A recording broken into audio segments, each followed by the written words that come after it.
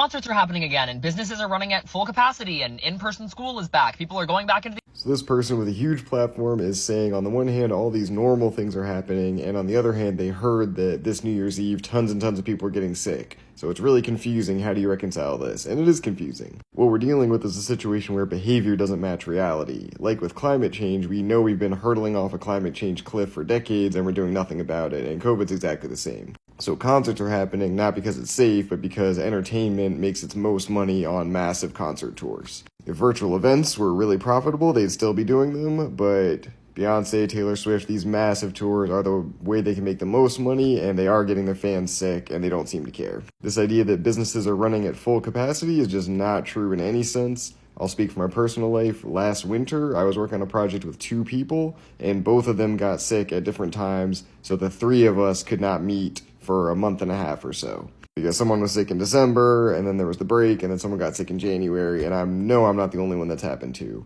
And then this winter, I was working on a project with 1 person, and they were sick for several weeks. So I think every winter this is happening to a ton of people. They also brought up in-person school, and this is not safe. We're seeing kids getting sick repeatedly. Someone on that video commented they're in college and have gotten COVID every semester for 6 or 7 semesters in a row.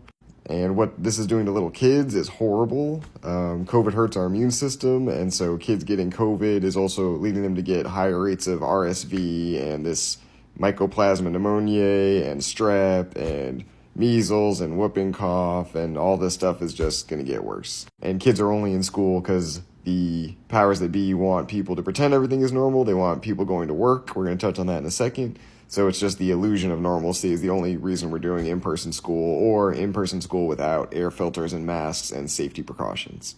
Now, getting parents back in the office is to help this idea that everything's normal and you can go spend money, but also it's about commercial real estate. There are hundreds of billions of dollars of assets in downtown districts. It's actually really expensive to convert skyscrapers and offices into housing. That's just not how the buildings are built. They are built for offices to have people's butts in desks.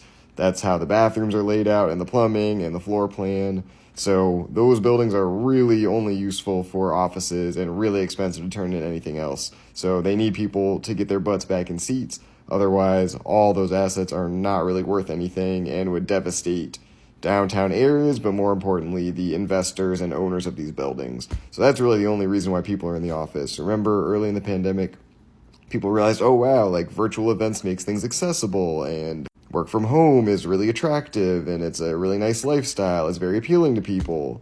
That just all disappeared. All of a sudden, the CEOs don't work in person. Benioff at Salesforce has said he will never return to the office.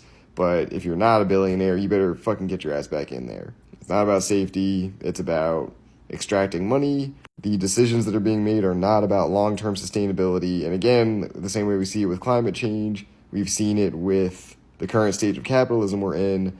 Some of the decisions these companies make are not long-term earnings decisions, they're quarterly earnings decisions. And so that's what's happening here. They are literally sacrificing people's health and bodies and well-being and long-term health and life expectancy to squeeze out money in the short term. And it's horrific, but that's what's happening.